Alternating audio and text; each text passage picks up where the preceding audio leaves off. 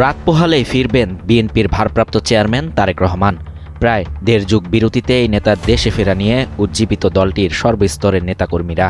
তাদের প্রত্যাশা তিনি দেশে ফিরে দলকে আরও শক্তিশালী করে সরাসরি নেতৃত্ব দিয়ে দলকে ক্ষমতায় নিয়ে যাবেন। এ ভাবনা একেবারেই দলীয় গণ্ডির ভাবনা, কিন্তু জনপ্রত্যাশা অন্যখানে।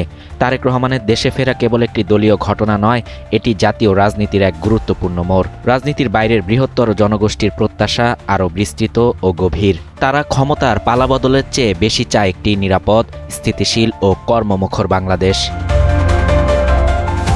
18 বছরের আগের তারেক রহমান আর বর্তমান তারেক রহমানের রাজনীতি জীবনে বিস্তর পরিবর্তন দেখছেন অনেকেই। ইতিহাস সাক্ষ্য দেয়, জাতীয় সংকটকালে জিয়াউর রহমান দেশকে দিশা দেখিয়েছিলেন দলীয় গণ্ডির বাইরে গিয়ে। অরাজকতা, নৈরাজ্য আর অনিশ্চয়তার সময় তিনি রাষ্ট্রকে ফিরিয়েছিলেন শৃঙ্খলা ও বহুদলীয় গণতন্ত্রের পথে। সেই ধারাবাহিকতায় 90-এর গণ অভ্যুত্থানের পর বেগম খালেদা জিয়া দায়িত্ব নিয়ে দেশকে রাজনৈতিক ও অর্থনৈতিক স্থিতিশীলতার দিকে এগিয়ে নিয়েছিলেন।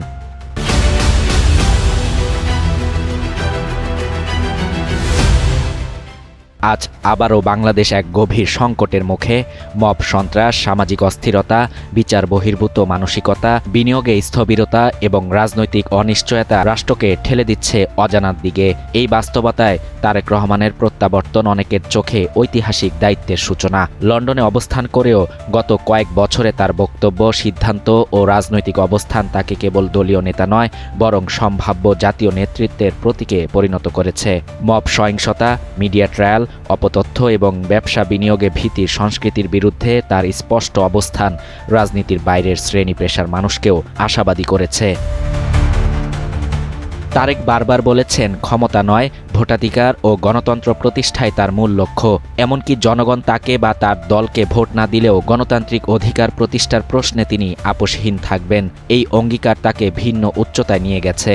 দীর্ঘদিন নিষেধাজ্ঞা, মামলা ও রাজনৈতিক চাপের মধ্যেও তার ধৈর্য ও দৃঢ়তা জুলাই আগস্টে ছাত্র জনতার অভ্যুত্থান পরবর্তী বাস্তবতায় একটি স্থিতিশীল পথের ইঙ্গিত দেয়।